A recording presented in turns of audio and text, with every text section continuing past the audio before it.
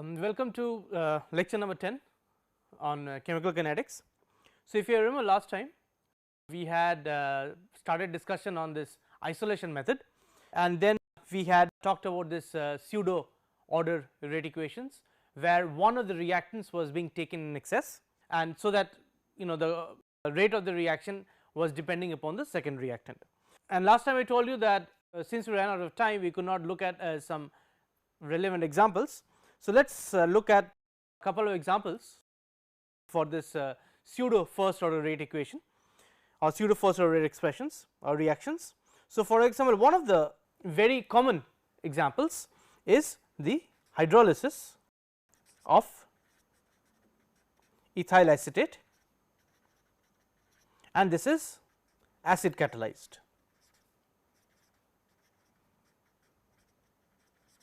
Okay. So, that means you are looking at the reaction where the hydrolysis of ethyl acetate is happening, and this reaction is being catalyzed in the presence of acid or by acid.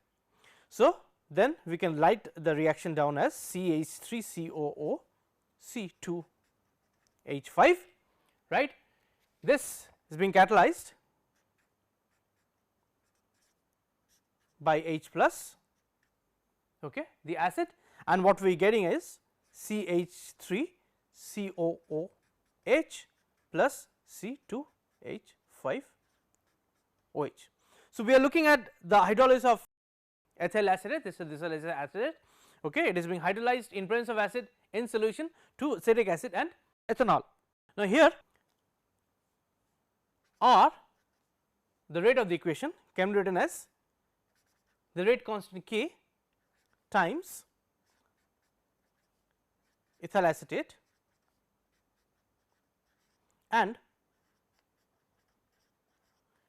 water, but see, water is in large excess, right. Obviously, this is being catalyzed by acid. So, acid is implicit in there. So, water is in large excess, right. So, because water is in large excess, then you will soon realize that this K, which is itself is a constant, times H2 will be a constant, because H2 essentially being in large excess will not change in terms of concentration that much. So, what we can do is we can rewrite this equation as we had done before.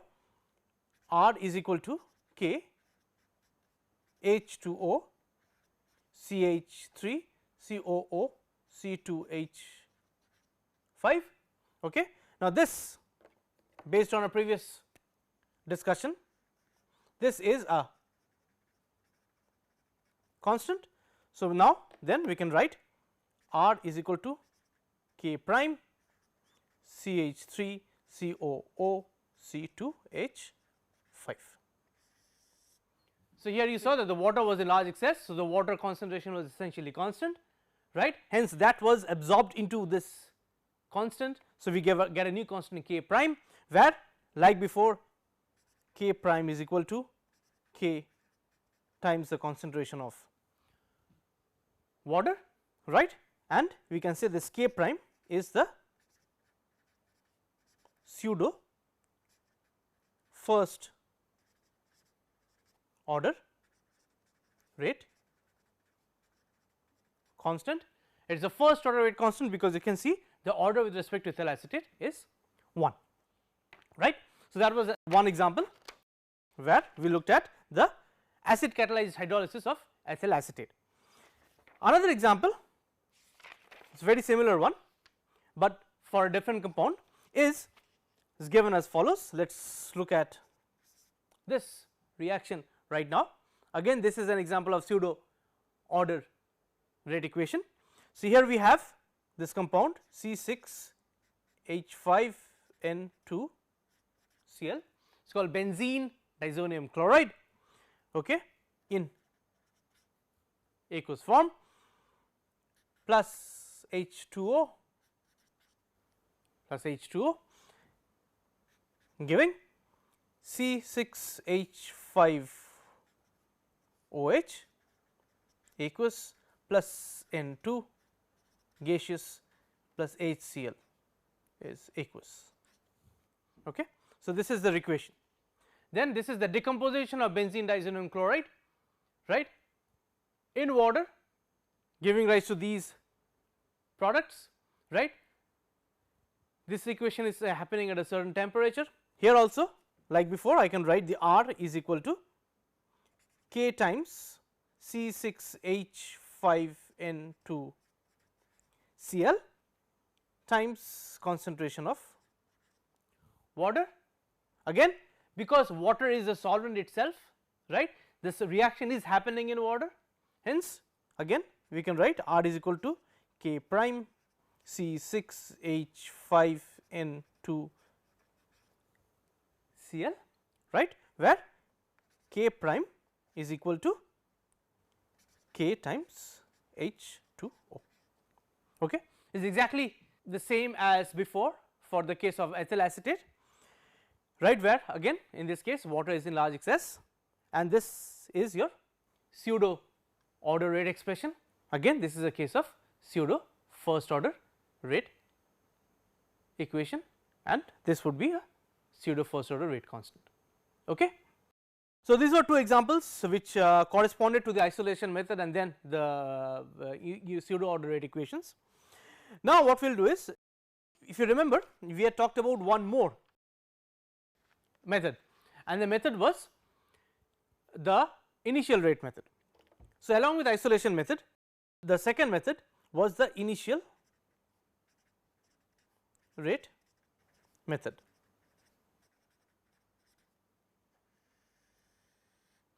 So, what are we doing here? Again we go back to the same equation where we have A,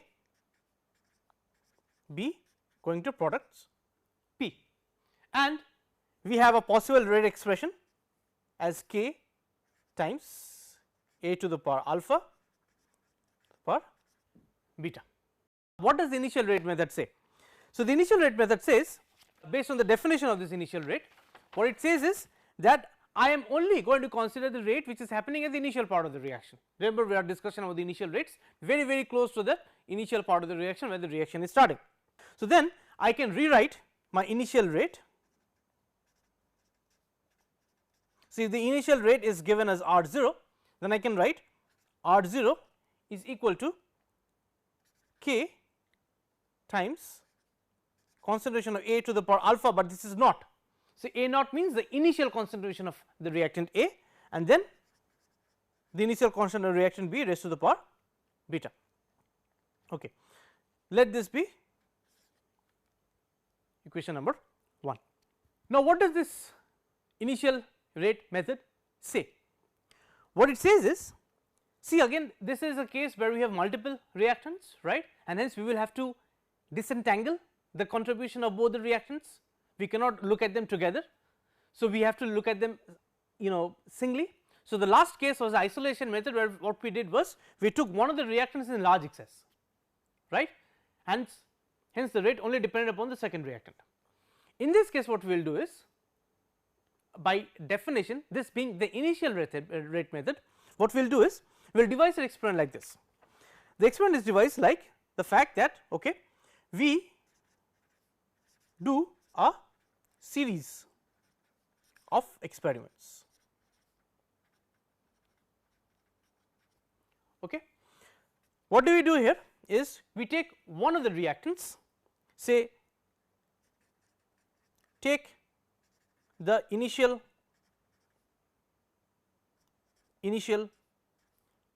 concentration of reactant A to be constant in all these experiments, which means A naught is a constant. Okay. So, what are you doing then? So, suppose you are doing 3 experiments, right, you are doing 3 experiments knowing the fact that there are 2 reactants A and B, right, we have to decouple the contributions of both, okay, separate the contributions of both. What we are doing is we are taking A naught, right, and we are saying that okay, for all these 3 experiments the initial concentration of A, which is given by A naught, is kept the same, it is kept, or it remains a constant, right, it does not change. Okay. Once we have that, then let us go back to this rate expression. this initial rate expression. So, based on our discussion, then what we can write is again R 0 is equal to k A naught alpha B naught beta. So, this was 1, right, but now A naught is a constant, right, because it is not varying. I have kept that. K is a constant. So, this is another constant. Hence, again I can write R naught is equal to k prime, so B raised to the power beta 0. So, this initial concentration of B raised to the power beta, whatever the order is, this is true, where k prime is equal to k times concentration of A naught raised to the power alpha. Now, this might look very similar to the isolation method, but remember in the isolation method, what we had to keep was we said that this concentration of A naught, if this it was A naught for the isolation method, this A was, it was not A naught, it was A, and A was taken in huge excess, and because A was taken in huge excess, the concentration of that hardly changed, and hence it was taken to be a constant. But in this case we are not saying that, we are not taking A in large excess. Instead what we are taking is, let me re-emphasize, what we are taking is that we are saying that this initial concentration of A, which is A naught, is held constant. Okay. Again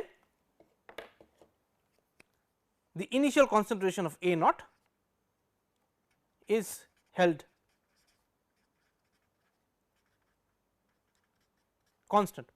This is the main idea. You are not taking A in excess. Please, this is the difference between the one we just looked at, which was the isolation method, and this initial rate method.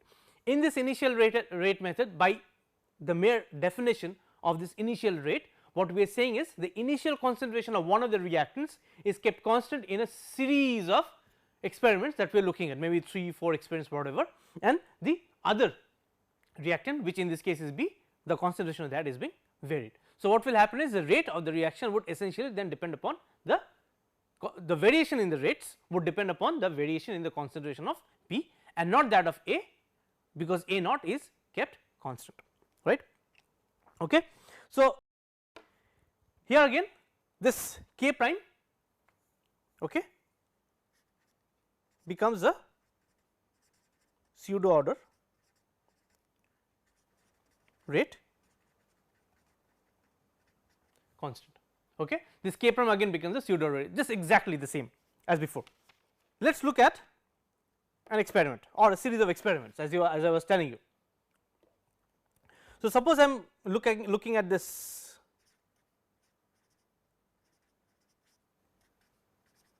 reaction as we were doing last time, sorry, this gives Cl minus aqueous plus Br O minus aqueous. Okay. So, this is the reaction I am looking at. So, this is aqueous and this is just the reaction sign. Here we carried out say 3 experiments, and this is how the table looks like. So, we have carried out 3 experiments. So, the table would be something like this, say this is the concentration of ClO minus, okay, initial concentration ClO minus, this is the initial concentration of Br minus, and say this is the rate R naught. Okay. What happens is, suppose the initial concentration of ClO minus, so this is all in moles per liter, this is also in moles per liter, right, and then you know the R is moles per liter per second inverse. So, then let me just complete this table so that I can understand it better.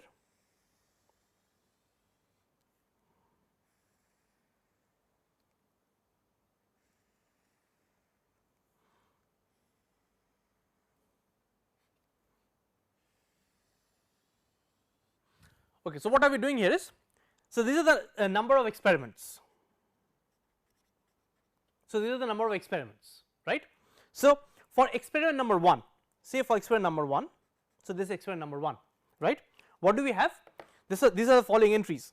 So, the initial concentration of Br minus is at 2.51 10 to the power minus 3. Okay. The initial concentration of ClO minus is 3.23 10 to the power minus 3. So, for experiment 1 I have kept these conditions, and then the corresponding rate I get is 3.19 to the power minus 6. Okay. Now, let us go to the second experiment. So, for the second experiment, this is what I have. What I say is the concentration of hypochlorite is 6.07 times 10 to the power minus 3. The concentration of bromide, initial concentration, you see I am again writing the same value. Okay. In this case, the rate is given by 5.98 times 10 to the power minus 6, right. And what about the third experiment? Remember, I had said we will do a series of experiments. So, the third experiment, again the initial concentration of hypochlorite is given by 9.25 minus 3. The initial concentration of bromide is still kept the same, right. Hence, here we see the R 0 now has a value of 9.14 times 10 to the power minus 6. So, the main point out here is the following.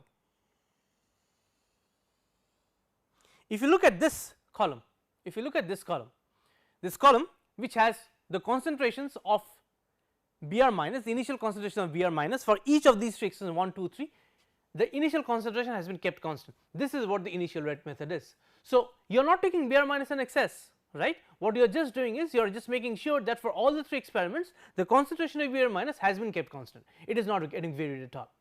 What is varying? What is varying is the concentration of hypochlorite, right. You can see it goes from 3.23 times 10 to the minus 3 to 6.07 times 10 to the minus 3 in experiment 2 to 9.2 times 10 to the minus 3. Based on this variation, what you see that the reaction rate is also varying, the initial rate is also varying, right. Now, keep this in mind, we will come back to this again. So, let us move forward and try to analyze this table. So, remember R 0 based on our definition of the initial rate from here should be given as say K O minus alpha Br minus beta, right. So, let this be equation 3, does not matter. Now, because this one, so this would be initial rates or initial concentrations, this is kept constant, then I can write R 0 is equal to K times concentration of Br minus the ClO minus alpha. This again is a constant, right, because K is a constant, Br minus 0 has been taken to be a constant based on our table, the concentration was never changed. So, we can say that R 0 is equal to K prime ClO minus, let this be 4, okay, right. So, again K prime in this case is a pseudo order rate constant, we do not know what the order is as yet. Now, having done this, go back to our initial discussion in the previous class. We had looked at this, we had looked at the same reaction, and we had come to the conclusion, or I told you that for this reaction R is given by this expression, right. So, this one I told you before. So, now the thing is, yes, I know this, I did parallel experiments, I did some other experiments, I know that it is first order with respect to hypochlorite and first order with respect to bromide. Okay. Now, how do I make sure that the data that are being shown in this table, is consistent with this one? Well, not exactly this one. if you go back to see this, if you go back to look at this R 0, when I say R 0 is equal to k prime, where k prime already includes k times the initial concentration of Br minus, then would the data given here, satisfy the value or satisfy this equation for alpha is equal to 1. That means, what are we going to look at? What are we going to look at is, based on equation 4, based on equation 4, what we can say is that k prime or R 0 is equal to k prime ClO minus for. So, if this was equation 4 from before, then what we will be having is the ratio of R 0 over the initial constant of hypochlorite alpha is equal to k prime, right, is equal to k prime. Now, if alpha is equal to 1, then R 0 by ClO minus will always be equal to k prime, where k prime is a pseudo order rate constant. In this case, if alpha is equal to 1, it would be a pseudo first order rate constant, right. So, what it means is that I have these 3 experiments, right, I have these 3 experiments, experiments 1, 2, 3. For each of these 3 experiments, I know that the initial constant of bromide is fixed, the initial rate is varying, and the concentration of ClO minus, the initial concentration is varying, which means that based on this, for each and every experiment, R 0 over ClO minus, the initial concentration, should be equal to k prime, the same value. Only under these conditions we would understand that alpha is equal to 1, and hence it is first order with respect to hypochlorite, and then this is a pseudo first order rate constant. Now, do we see that actually happening? So, let us quickly do a few rough calculations. Say for experiment 1,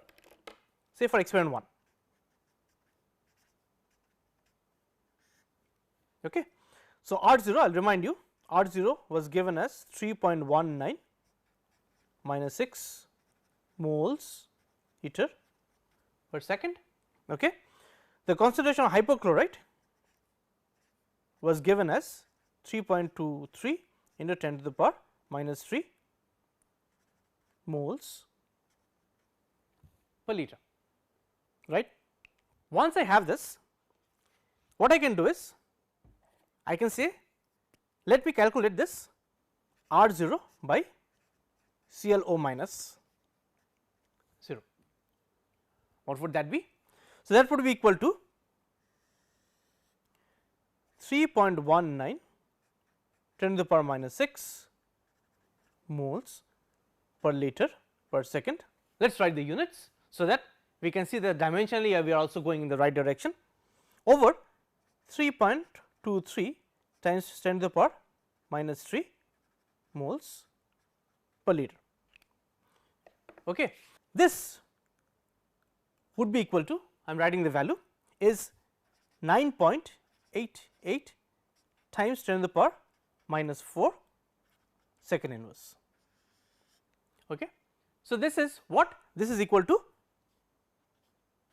k prime based on our equation number 6. So, this is equal to k prime, and remember we are going to see whether the table justifies the fact that alpha has to be equal to 1, right, that the order with respect to hypochlorite has to be equal to 1, right. Okay. So, this was experiment 1. So, let us go for experiment 2 then. So, the experiment 2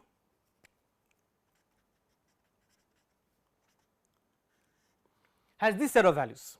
So, R 0 was given to be 5.98 minus 6 moles per liter per second. The initial concentration of hypochlorite was 6.07 minus 3 moles per liter. You do the same thing again, which is R 0 over ClO minus naught. So, this is equal to what? 5.98 times 10 to the power minus 6 moles per liter per second over 6.07 minus 3 moles per liter. Okay. So, now you can see what will happen is the same units will cancel out, and what we will be left with is this answer, where we have 9.85 times 10 to the power minus 4 second inverse. Again this is equal to k prime. Remember the k prime that we had before, it was 9.88 times 10 to the minus 4, this is 9.85 times 10 to the minus 4 per second inverse. So, they are very close. So, they are very close. Since we have done these for the two experiments, let us go for the third one. So, going for the third one, experiment 3. So, let us write those values down. R0 is 9.14 minus 6 moles per liter per second. Then the initial concentration hypochlorite is given as 9.25 times 10 to the minus 3 moles per liter, right. Then R0 over ClO minus, you can do it, it will come to 9.88 times 10 to the power minus 4 second inverse. This is again equal to k prime. So, what does this tell you? For all the three experiments, experiment 3 9.88 times 10 to the minus 4 second inverse, experiment 2 9.85 times to the minus 4 second inverse, experiment 1 9.88 times to the minus 4 second inverse. So, for all the three experiments, right, k prime is almost the same. Because k prime is almost the same, the table, the data shown in the table justifies the fact that alpha is equal to 1, that means the order with respect to hypochlorite is equal to 1. So, this is extremely important that we understand what the difference is between the initial rate method and this isolation method. So, the concept is the same. In isolation method you take 1 in large excess, so that the reaction rate does not depend upon it, because the concentration of that does not change, almost does not change at all. In the initial rate, what are you doing? You are saying that okay, I am not taking the reaction in large excess, what I am only doing is I am looking at the initial rate and I am making sure that for all the series of experiments I do, the initial rate of that reactant is being kept constant. The moment the initial rate of that reactant is kept constant, I know that my reaction rate, the variation on the reaction rate will only depend then on the other reactant whose concentration is also being varied, initial concentration, and from there I pick up the order. In this case, whereas we found its alpha is equal to 1. So, this was, you know, what we learned from here was that if we have a multiple reactant equation, then how do you try to figure out the contribution of each and every reactant. So, if you have 2, it is the bare minimum, right, just more than 1, then what you do is you make sure that by somehow you design an experiment that one reactant is kept constant, either by keeping it in large excess or by making sure that the initial rate is kept constant, so that it does not contribute that much to the variation in the reaction rate as we do a series of experiments. So, if the reaction rate then varies, it only has to vary because it depends upon the second reactant, and that is how we figure out how this second reactant is contributing to the reaction rate. Now, once we have done it for the second reactant, we do it for the other one which I was right now keeping constant. Now, I just switch it or reverse the method. So, whatever thing I was keeping constant before, I allow this one to vary, and whatever was getting varied before, I allow that one to be constant. So, in isolation method, the two forms, which is I mean in this case you have two ways, isolation method and the initial rate method. So, the isolation method I keep something in large excess. In the initial rate method, what I do is for the series of experiments I say that okay, please keep the initial rate to be the same, right, and that is how we follow up and get the final rate expression. Okay. So, hopefully given this table, I have been able to make it clear to you what the difference is between these two ways, these two methods.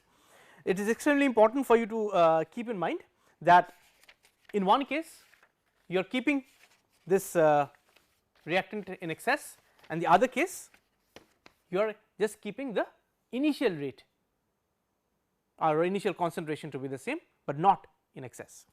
Okay. So, now we come to a very important topic in chemical kinetics, or a section in chemical kinetics, which we say is the temperature dependence of reaction rates. If you remember our discussions all throughout, right, what we said was that if we have to figure out the rate expression for any given reaction, we have to keep the temperature the same. Why did we say that? We say that because reaction rates depend upon temperature. So, reaction rates depend upon temperature, and generally increase in temperature in general leads to increase in the rate of a reaction. Okay. So, increase in temperature in general leads to increase in the rate of a reaction. Let us consider the following reaction. So, here I have, say I have these reactants CH3I plus C2H5O minus giving C2H5O CH3 plus I minus. Okay. So, this reaction is taking place in ethanol, right. Now, you do a series of experiments. What are you doing is you are varying the temperature for this reaction, and you are looking at the reaction rate. Okay. So, this is what you get. Now, you plot. So, you are varying the temperature, and what you are doing is you are plotting this as a function of temperature. So, let this be temperature. Okay.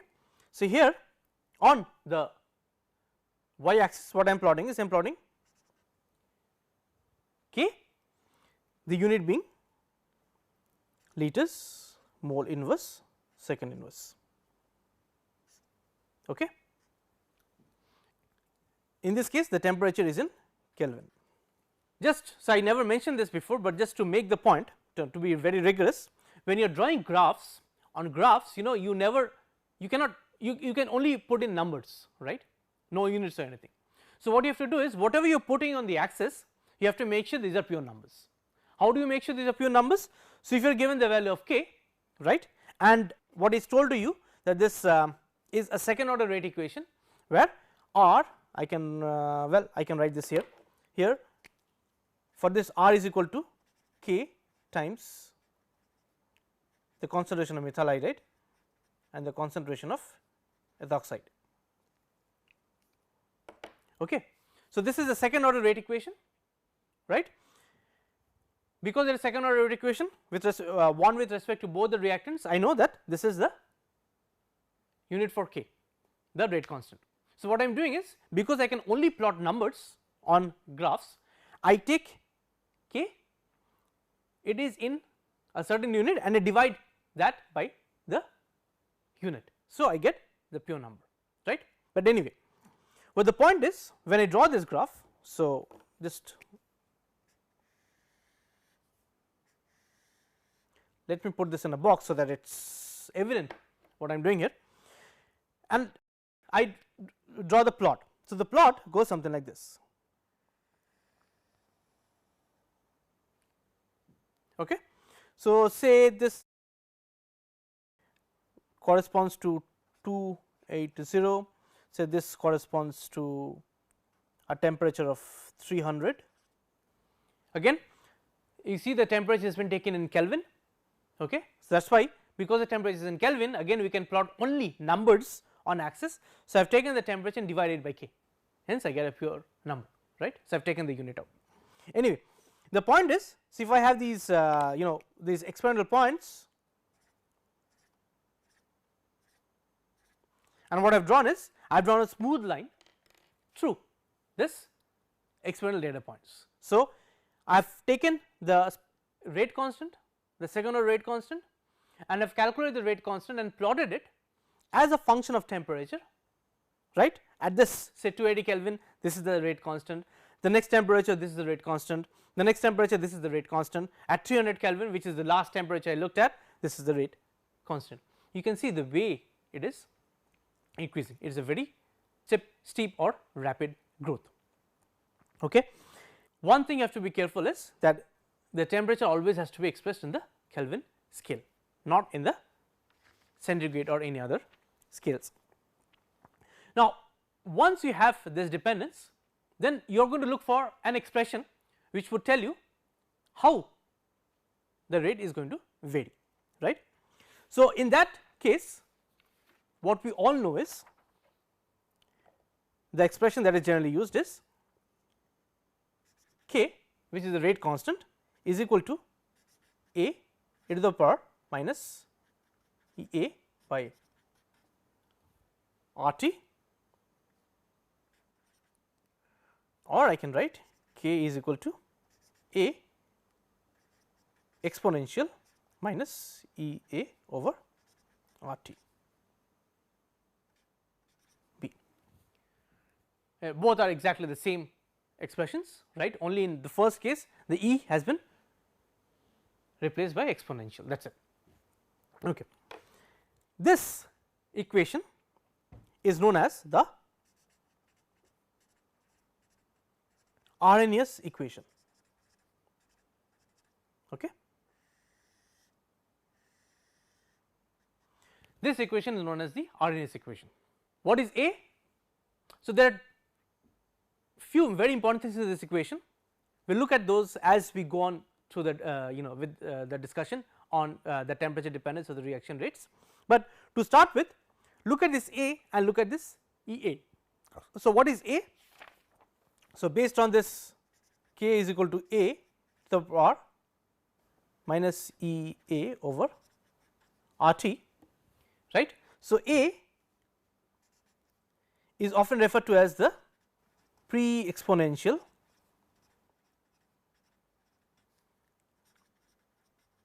factor, okay, or it is also referred to as the frequency factor, okay, or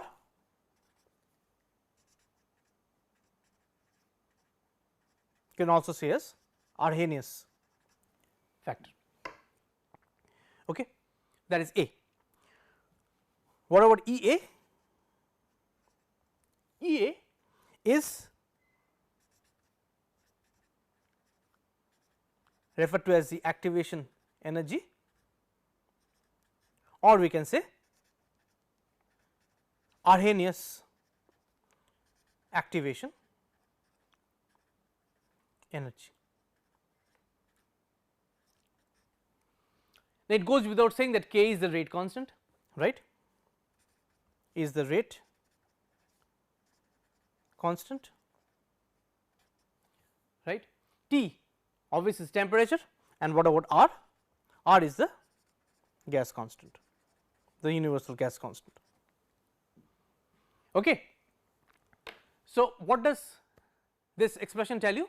What the expression tells you is, it tells you the variation of K along with temperature. So, it is an exponential dependence on the inverse of temperature, right, K being the rate constant. What is R? R is the universal gas constant. A is referred to as the pre-exponential factor or frequency factor or the RNS factor. What is EA? Is called the activation energy, or also referred to as the RNS activation energy, because this is the RAAS equation we are talking about. You know, when chemical kinetics was being developed in the very early stages, say between 1850 to 1910, a lot of work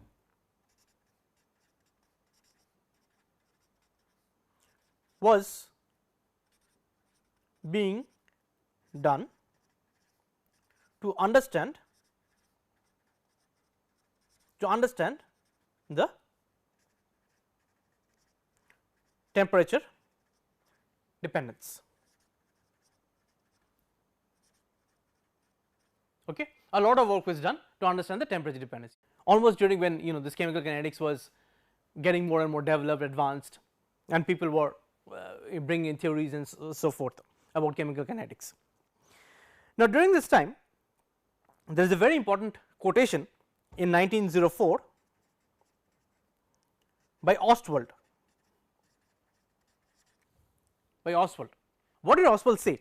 Oswald said, see, a lot of, you know, theories, a lot of being put forward for this temperature dependence, a lot of discussions were going on at the time. So, Oswald said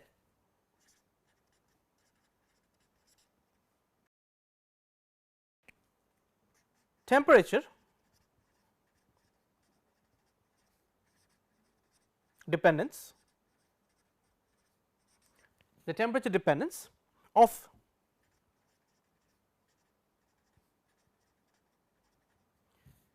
reaction rates is one of the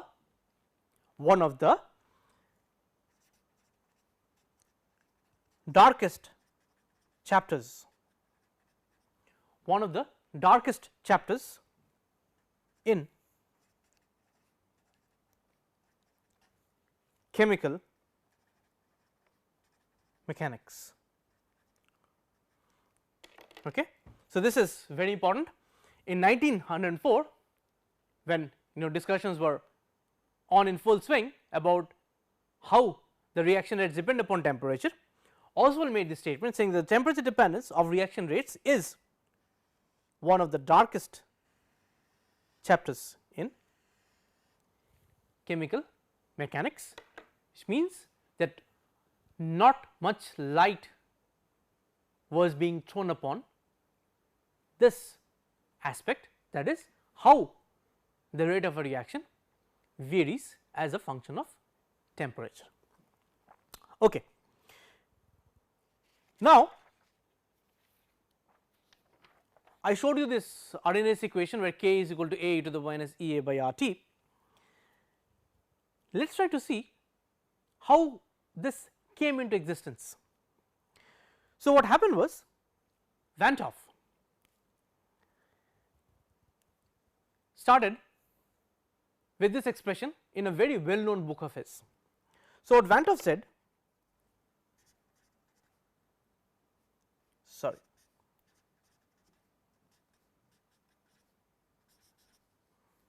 started with this expression. So, what was the expression? So, the expression was that over del T at constant pressure is equal to del U naught over R T squared. So, let this be equation 2. So, what are you looking at is you are looking at a partial derivative, that means the dependence of this equivalent constant K C, the natural log of that temperature. So, del ln K C or del T at constant pressure is equal to del U naught over R T square, where K C, what is K C? K C is the concentration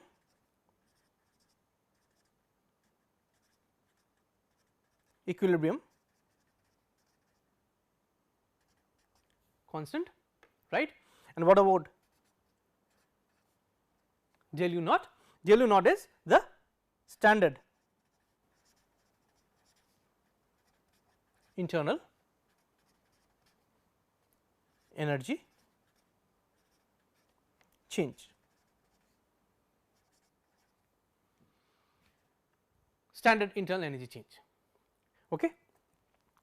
Now, let us go back to this equilibrium constant Kc. This is the concentration equilibrium constant. Let us start with this, let us just write down this equation or reaction. The reaction is A plus B in equilibrium with its products P plus Q, and what you are having is you are having two rate constants. One is the rate constant for the forward reaction K1, one is the rate constant for the backward reaction K minus 1. Okay. So, A and B are the reactants, P and Q are the products, K1 is the rate constant for the forward reaction, K minus 1 is the rate constant for the backward reaction. It is given that rate constant for the forward reaction, or sorry, rate for the forward reaction, I can write rate forward is equal to K1 A B, rate for the backward reaction is K minus 1 P Q. So, this is given to you. Now, at equilibrium, what is going to happen? At equilibrium, both these rates are going to be equal. Okay. So, let us do that then. At equilibrium, R forward is equal to R backward. Hence, it goes without saying I can write K1 A B is equal to K minus 1 is concentration of P, concentration of Q. So, if this says 3, then I can rearrange and write that concentration of P over concentration of Q over concentration of A over concentration of B is equal to, now see from this reaction, if I write, so A plus B going to P plus Q, if I write this expression, then this is equal to Kc, right, and this should be equal to what? You see from here, from 3, if I bring this on this side, I will be having K1 over K minus 1. Okay. So, this is 4. So, where we are saying that Kc is the concentration equilibrium constant. Concentration equilibrium constant means that the A, B, P, Q, these are being expressed in their say molar concentrations, right, that is why it is Kc, C being concentration, and this is equal to K1 over K minus 1. So, what is K1? K1 is the rate constant for the forward reaction and K minus 1 is the rate constant for the backward reaction. Okay. Very simple. Now, remember we had this Van 't Hoff's equation, which was, I will remove the partial derivative right now, Kc over dt is equal to delta over R T squared. So, this was equation 2 for me. I have Kc is equal to K1 over K minus 1, this was from equation 4. So, what I will do is I will take this equation 4 and put it here. So, I will be having, using 4 in 2,